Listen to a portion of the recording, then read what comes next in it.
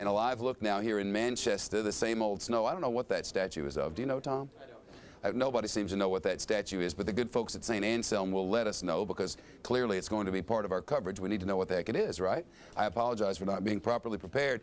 You can't really tell that it's cold outside, but pretty much any day in January, if you look outside, it's cold, and it's cold today. It will continue to be cold until probably spring when the cold will slightly go away. Janice Dean from Studio B, and that is the statue.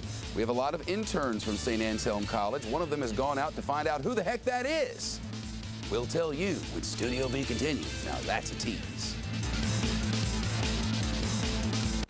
Straight ahead from St. Anselm College, our UDeside headquarters in Manchester. And now, ladies and gentlemen, now we know who that is. And during Skinnerville, you'll know too. A moment to relish, remember, and repeat.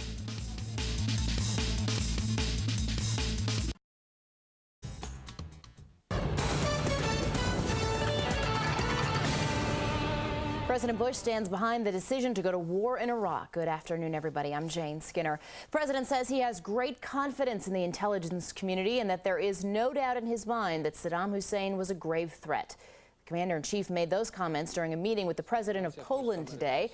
Mr. Bush's statements come after the former top UN weapons inspector said Iraq probably did not have weapons of mass destruction before the war began.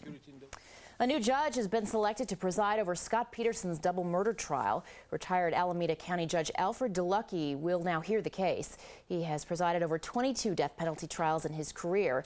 Peterson stands accused of killing his wife Lacey and their unborn son, Connor. An audio tape of a flight attendant on board one of the planes that crashed into the World Trade Center will be played during the 9/11 Commission hearings. Earlier today, the panel said that months before the attacks, the FAA played down the possibility of a suicide hijacking. The agency reportedly told airline and airport officials there was no indication they had that any terrorist group was planning that kind of attack. An email worm is spreading fast and it is snarling computer systems all over the world. The worm is named My Doom. It looks like a normal error message, and security experts say it's the largest virus-like outbreak in months, with 1 in every 12 messages containing the worm. And finally, we learned today that Jack Paar has died. He was, as you may know, a pioneer of late-night talk, hosting The Tonight Show before Johnny Carson took over. Family members said Paar died at his home in Greenwich, Connecticut after a long illness. Jack Paar was 85. And those are your headlines. Time now to send you back to Manchester, Studio B. Hey, Skinny, how's your day going? Good. How was yours? Thank you. I heard you're becoming a real political junkie there. You're going to rallies all over the place, making signs and all that. No. I'm a pretender. But it's a fascinating process, though, Jane, to go out and listen. These people are into this stuff. Man alive. I can't ever tell for sure, though, whether they like being the center of the political attention or they really like their politics so much, or some combination. I think it's probably a combination. I think they kind of like being the center of attention. Did you find out about what's in the yard?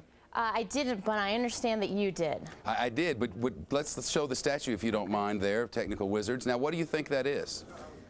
A Benedictine monk. You know where we are, right? Yes. St. Anselm College. So that's St. Anselm of Canterbury, the Archbishop of Canterbury. That out. I should have known that too. I should have. That's a crozier there in his hand, that's staff there. And what year was the college founded? And the hat is a mitre. I don't know what the year. 1889, I know 1889, the college was founded. It's a beautiful place. All their students, a lot of their students are interning for us.